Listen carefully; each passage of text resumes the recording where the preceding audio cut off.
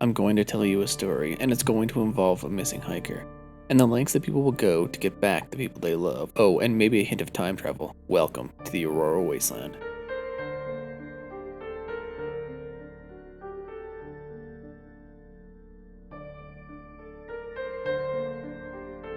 Time travel and missing people are notoriously linked in more than one Aurora Wasteland post, but not all instances are as dramatic as a tricked out DeLorean. Some are as simple as a snap of the finger. Before we go too deep into the temporal weeds, let's go back to the beginning, way back to the year 1993. Let's talk about a man named Danny. His last name has been redacted as per Aurora Wasteland site rules. Danny was a hiking enthusiast. He and his friends loved to go hiking.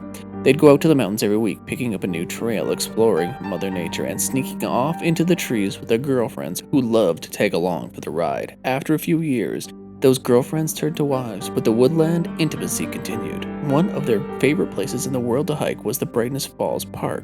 Nestled inside the Canadian side of the Rocky Mountains, the Brightness Falls Park is host to a vast mountain range, beautiful lakes, and breathtaking views.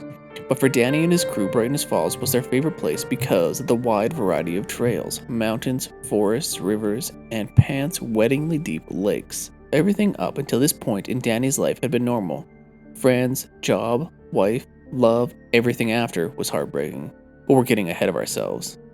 On July 1st, 1996, Canada Day, Danny and his group of friends set out on a hike they'd done many times before, Old Fort Point Road, one of Brightness Falls' best hidden trails. It starts off at the base of Mount Takara and brings you up to an amazing panoramic view of the Brightness Falls town and lake. The hike started off as normal. It's a steep climb up to the peak followed by a gentle decline around the back to the lookout. Overall, it's a hard hike, but worth it for the places you can see and some of the forest fun. The dictionary describes forest fun as rubbing your privates together in the vicinity of trees. Not on trees, don't be gross, and ow. They completed the hike up to the lookout and took in the view of the town. All was good. When they rounded the mountain, well, that's when things got strange. Halfway down the decline, it started to rain. The newspaper forecast had called for the clear skies all day.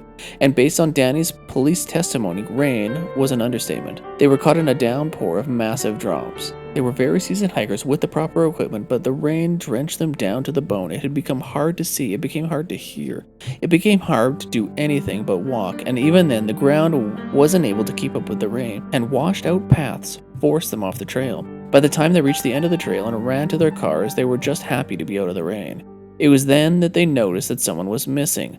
Danny's wife, Emily. Yes, his wife was missing. He wasn't sure how it happened. How could he lose track of her? To this day, he didn't know and still blames himself. The group he hiked with was close, and they all walked and talked with everyone. Danny just assumed she was with someone else, but she wasn't. She was gone. I know what you're thinking. Obviously, she was taken by the fabled blue ghost stick monster of Mount Takara. But you'd be wrong. Firstly, it's Whistler Mountain. Second, ghost stick monsters of any color tend to find homes in ravines, not mountains. Third, they are incredibly bright and vibrant in their dick colors, so even through the rain, the neon ghost dick cocks would stand out. That's just basic monster ghost dick knowledge. Come on, man, keep up, because this shit is going to get weirder and weirder. At this point, Danny and his friends didn't know what to do. They went back to try and find her, and obviously they didn't. Otherwise, this whole post wouldn't exist. After that, they went to the police. They also didn't find anything. The rain had washed every footprint off the mountain. With no luck, they filed a police report which led to an investigation that cleared Danny from any suspicion and claimed that Emily had likely wandered into a bear's cave to take shelter in the rain. A cave that probably had a bear in it. You can fill in the rest of the graphic story with your imagination, but Danny didn't buy it. He wasn't ready to let go of her, so he didn't. Which is where we leave 1996. For years, Danny searched every inch of the mountain. For years searching for Emily, but found nothing. So what? A lost hiker gets eaten by a bear during a rainstorm? That doesn't sound strange or weird. Gross, yes. Weird, no. Well, hold on to your panties because things are about to get mildly weirder. Let's jump up to 2016. Danny's story has made its way onto the Aurora Wasteland website, but the post had long been buried under similar stories. Missing people under strange circumstances is more common than you know, but Danny wasn't able to give up. 23 years later, technology had advanced and Danny made a video asking for help. He wanted a seasoned team of Aurora Wasteland explorers to help him retrace his steps, which is where me and my team came into the picture. Danny's video was forwarded to me one day at work. It was interesting enough, with just enough strange with a splash of heartstring tuggage to get me off my ass. My team and I geared up and we met Danny at the base of a hike. He introduced himself and we walked through his story. While we believed him, his passion and undeniability, we didn't expect to see anything on the hike. Movies had led us to believe that the anniversary of any event was somehow important, but from our experience, that rarely yielded results. Anniversaries are for survivors, not for victims. But we liked Danny, and we liked his story, and wanted to help, so we hiked. With Danny as our guide, we did the old Fort Point hike. He became emotional a few times, most notably where he last remembered seeing her. We all have special people in our lives that we couldn't imagine vanishing just one day. Danny's emotions rubbed off on us. After reaching the outlook, we started down the backside, the part that goes through the forest. That's where it started to rain. Danny again became emotional. He reminisced how it supposedly rained on the day of the hike 23 years ago, much like today. I'm not going to lie, around this point I had flickers of hope on our hike with Danny. If there was ever going to be a resolution, it would be now. It had to be. Rain on the 23-year anniversary?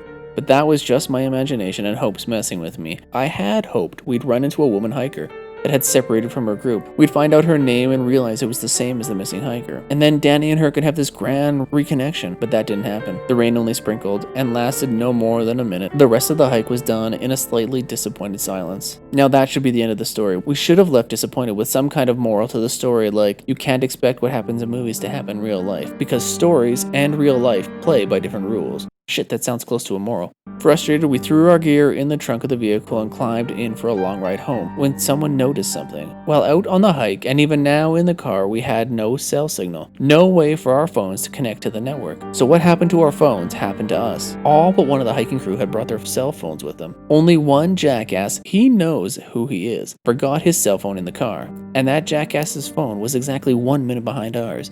It took us a few minutes to really figure out what had happened. We somehow stepped forward in time by 1 minute. I know what you're going to say. Bullshit, time travel is impossible. But is it? Humor me for a second. What if we did somehow travel forward in time? What would that mean for the missing hiker? It rained more during the original hike. Did that mean anything? What if she somehow ended up further in time? More than a minute. Our path split with Danny from there. He left with a newfound hope that maybe one day she'd return to him. And we left with stupid time-traveling grins spread across our stupid faces. So is that it? Is that how this ends? What if she is lost somewhere out there in the Aurora Wasteland? Don't forget to subscribe, pick up the books, and check out the Aurora Wasteland because it's real.